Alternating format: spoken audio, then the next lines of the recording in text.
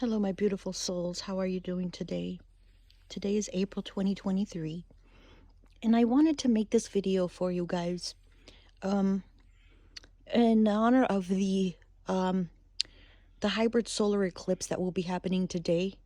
I'm in the western hemisphere of the earth, which I'm in California, and this is the view of the outside for me.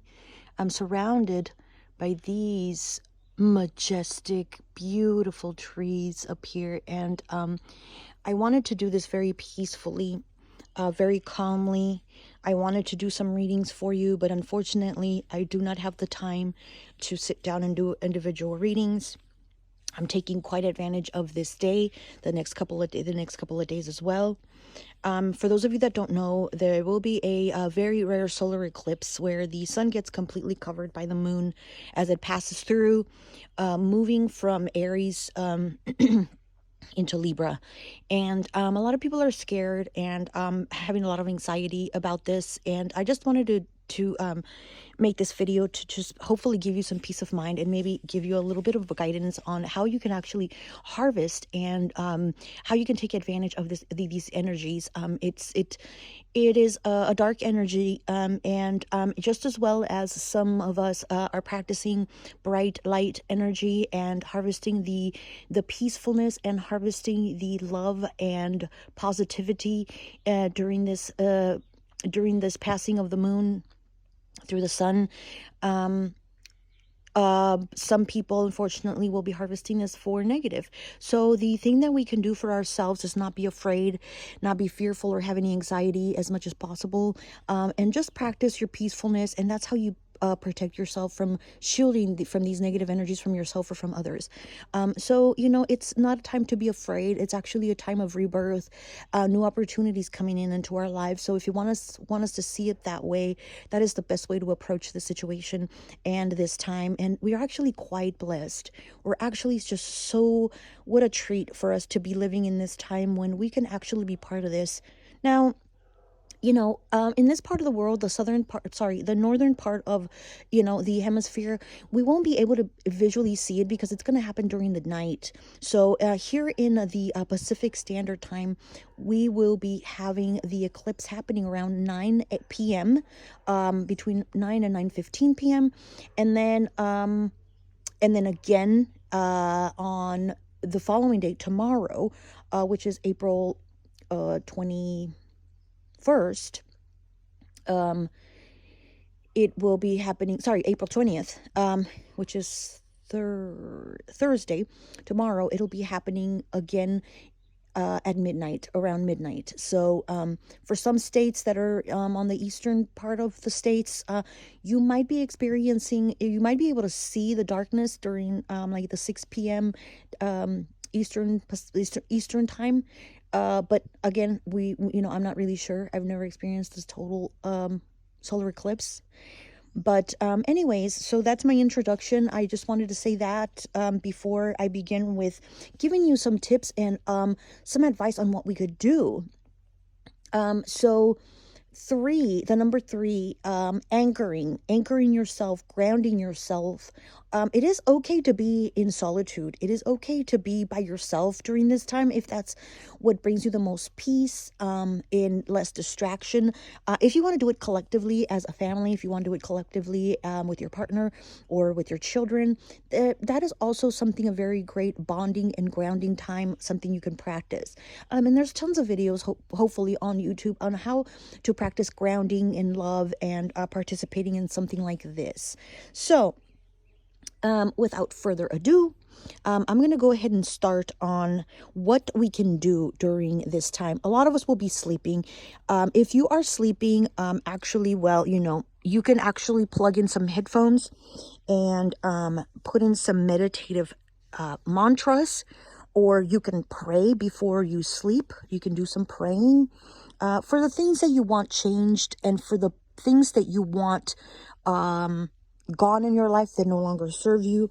Also, it's a perfect time to do your affirmations, what you believe in, what you want, what you want to manifest. So manifesting meditation, or a affirmations meditation, or a a portal leap practice. All these you can find on YouTube if you are not familiar with them. So that's one thing you can do. The other thing is it is recommended to light a candle or several candles, as many as you wish, as many as you're called for. You can do one representing everything, or you can do several, one for each member of your family, or you could do several for one facet of your life. So for each, like for love, for money, for health, for, for happiness, that sort of thing. And you can actually find the 7-day candles very cheap for like $1 to $1.25 at the Dollar Tree. If you have a Dollar Tree in your area, that's a perfect place to go find these candles. You light it up and it'll, let it burn throughout the night. Let it burn until it burns all on its own. If you have to leave, you can turn it off and then turn it back, light it back on when you come back. So lighting candles, I would say, would be the number one thing. And then you want to meditate, you want to pray, you want to do your affirmations as well. Third thing is it is recommended to fast during the eclipse. So no food, no beverages during this period of time, if medically possible, that is, okay? So if you're a diabetic or you're anything like that, you might want to pass on that. But fasting is a very humble way to connect to spirit, Mother Nature, the earth, the planets, and everything, because your body is kind of starving, and it's just a good thing to do every once in a while. The other thing that comes hand in hand with no foods and drinks is if you are a smoker, restrain yourself as much as possible from smoking. I really encourage this, please. Do not pick up a cigarette or a pipe or anything like that. You're very prone, your lungs are going to be very prone to health issues throughout the year or later in the future if you pick up that cigarette during this time. So please, please, please, please, I beg you, if anything from this list that I'm going to mention, if you could do this one thing: no smoking. No smoking, no smoking, no smoking. I beg you. The other thing is no alcohol. No alcohol consumption, also, and also restrain from recreational drug use. And the final thing is sexual activity. Restrain from masturbation or having sexual intercourse with another individual. Not that there's anything bad with that, but this time is the time for self-reflecting. It's the time to be yourself.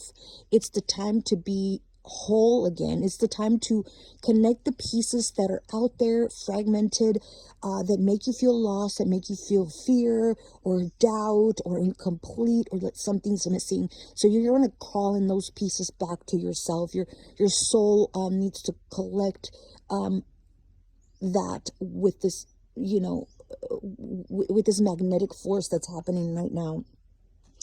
And just try to restrain from those. So the other thing is,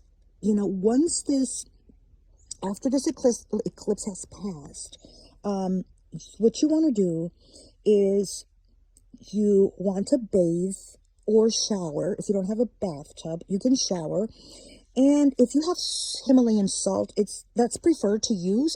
So use it in a bath, like maybe run the salt all throughout your body, or mix it with water, and then just kind of use that salt water to pour over yourself.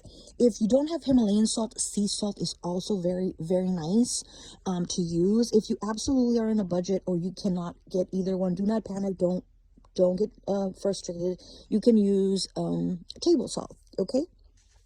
And so after, that's for cleansing. So as you're bathing or showering, you want to cleanse everything that's been weighing you down, all the chains that have been dragging behind you throughout the years, throughout your lifetime, and then just all of the negative thoughts. Just kind of visualize everything just kind of running down and being cleansed by that salt and that water. The moon is ruled by water, so water and lungs and all that stuff is all like intertwined and connected with our bodies and our moods and our emotions, and our thoughts. You know, is the moon connected to all that. After you take a bath, you want to make sure that you give thanks. Whatever way of thanks it is, if you want to buy a bouquet of flowers and go to an altar and leave those flowers at an altar that is special to you, or if you just want to kneel down, put your palms together and pray and close your eyes, if that's the way of you giving thanks, a prayer of thanks. Or if you just want to go outside in nature and sit outside and just breathe in and just be greatly appreciative and genuinely thankful, just giving thanks to Mother Earth and God and Source and the planet that you're alive and you're breathing, or just simply feeling it in your heart by being thankful. So give thanks for your life. Give thanks that, you know, we survive the eclipse, and we're going to take advantage of the positive things, and we're going to make changes in our lives for ourselves and those surrounding us. The final thing that we would want to do is practice an act of charity. Okay, so whether it's donating $1 to somebody on the street, or donating $1, from $1 to $1,000 or to $5,000, depending on your financial means, to a charity, an institution, or a foster home.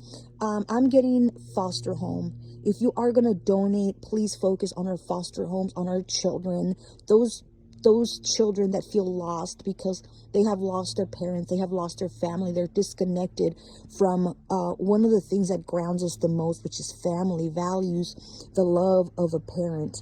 Those children that are suffering internally sometimes act up in a very rebellious way, with anger, with sadness, with depression.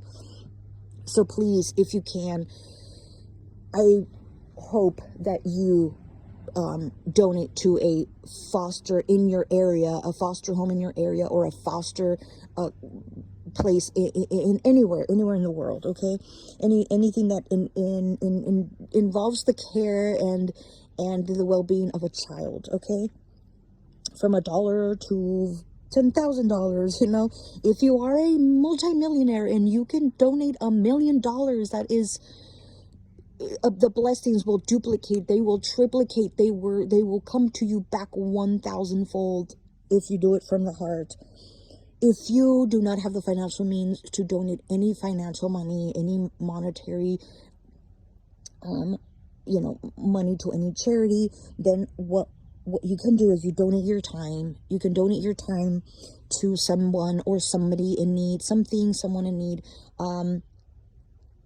something that calls you. You know, if you want to donate your time as a volunteer, if you want to do babysitting for a needy family, if you want to babysit like a little pet or something free of charge, also with love.